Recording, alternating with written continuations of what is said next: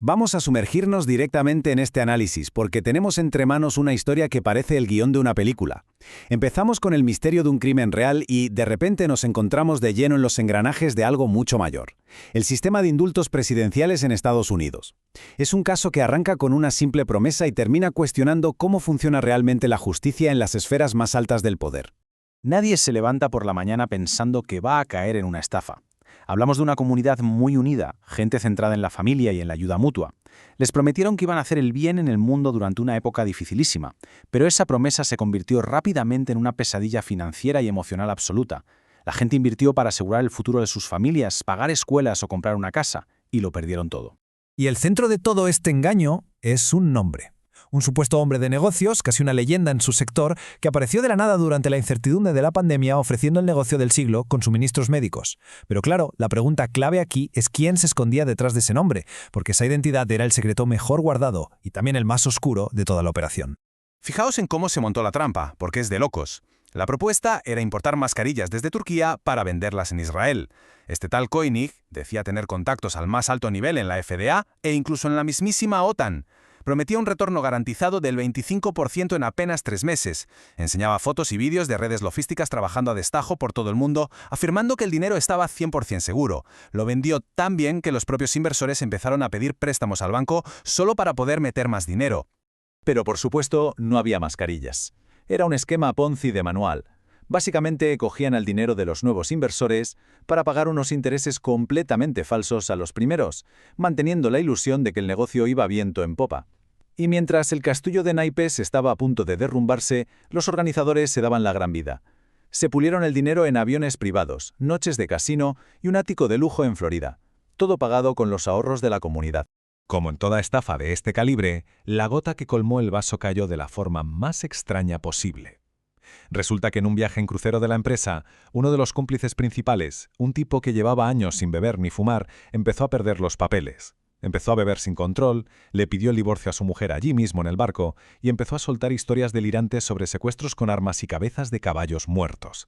Era evidente que la presión de sostener semejante mentira los estaba volviendo locos. Ante la inminente catástrofe financiera, los cómplices entraron en pánico y acorralaron al cerebro de la operación.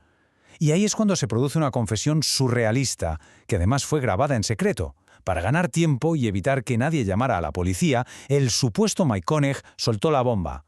Toda su identidad era falsa. Llegó a admitir que se había operado la cara para cambiarse los rasgos y taparse cicatrices. Todo para que nadie pudiera reconocerle. Llegamos a la primera gran revelación de este análisis: la verdadera identidad y el pasado oculto de Eli Weinstein. Porque Mike Koenig era en realidad Eli Weinstein, un individuo con un largo historial que usó la cirugía para esconderse de la justicia. Y lo que de verdad hiela la sangre es ver las fechas. En 2013 había sido condenado a 24 años de cárcel por otro esquema Ponzi, pero asombrosamente salió libre en enero de 2021 gracias a una intervención ejecutiva. Y atención a esto, en julio de ese mismo año, solo unos meses después de pisar la calle, ya estaba montando la estafa millonaria de las mascarillas, lo que inevitablemente le ha llevado a una nueva condena en 2025. Pasamos ahora a la segunda parte de nuestra historia: el poder de la firma presidencial. Vamos a descifrar cómo funciona realmente la clemencia ejecutiva. Esta salida repentina de Weinstein de la cárcel nos obliga a mirar de cerca un mecanismo legal superpoderoso. Para entenderlo bien, vamos a aclarar los términos. Weinstein recibió una conmutación de su condena. O sea, sales a la calle antes de tiempo, sí, pero legalmente sigues bajo libertad condicional y tienes que pagar a tus víctimas. Lo alucinante es que, estando supuestamente bajo la vigilancia del Estado, encontró el hueco perfecto para volver a estafar a lo grande en tiempo récord. Por otro lado tenemos el indulto. Un indulto total es ir un paso más allá. Es hacer borrón y cuenta nueva, eximiendo por completo a la persona del delito.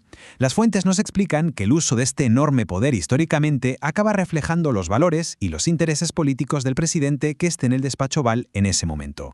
Así que el término paraguas para ambas cosas, conmutaciones e indultos, es la clemencia. Y a ver, a lo largo de la historia ha habido casos de una generosidad increíble. El presidente Truman, por ejemplo, le perdonó la vida a un hombre que había intentado asesinarle. Sin embargo, la forma en que se aplica este poder en la actualidad está tomando unos derroteros muy diferentes.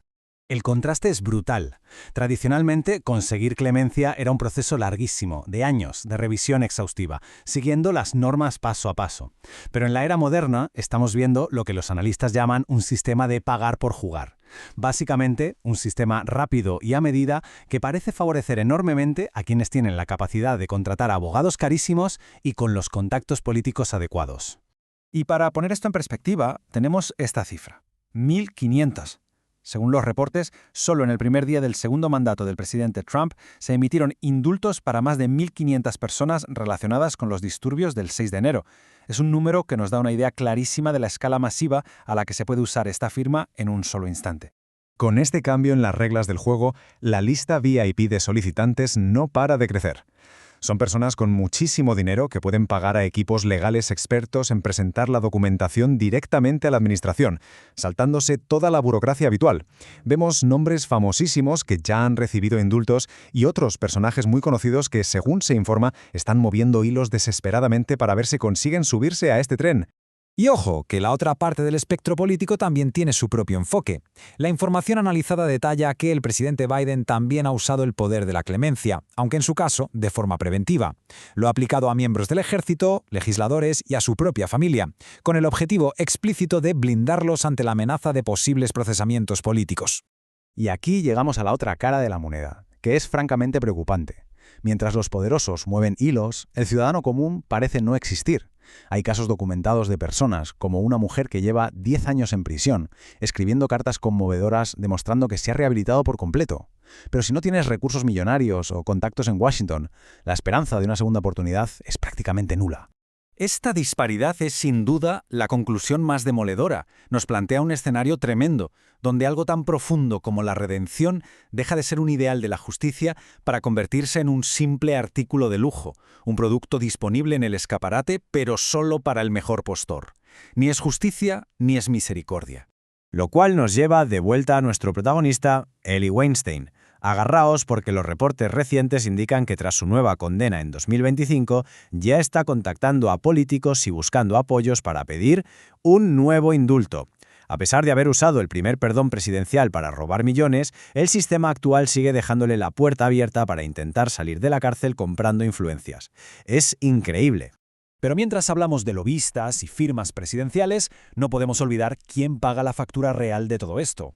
Detrás de los titulares están las víctimas comunes, gente que tuvo que vender el negocio de toda su vida, ahorros de más de $1 millón esfumados de un plumazo, matrimonios destrozados, familias lidiando con depresiones severas. Es una confianza comunitaria rota en 1000 pedazos que va a tardar décadas en sanar. Esa es la realidad más dura de esta investigación. El sistema parece tener fisuras enormes por donde los grandes estafadores, con el contacto adecuado, pueden escurrirse sin consecuencias, dejando a sus víctimas con cicatrices que no se borran nunca. Es un sentimiento de abandono absoluto por parte de las instituciones. Y esto nos deja con una reflexión final ineludible para terminar nuestro análisis de hoy. Después de ver cómo se orquestan fraudes millonarios desde la impunidad y cómo el acceso al perdón parece tener una tarifa de entrada, nos queda una duda gigante. ¿Podrá alguna vez equilibrarse la balanza de la justicia cuando la libertad lleva puesta una etiqueta con el precio? Gracias por acompañarnos en este recorrido. Ojalá que esta inmersión nos ayude a todos a mirar con otros ojos lo que realmente ocurre detrás de los grandes titulares.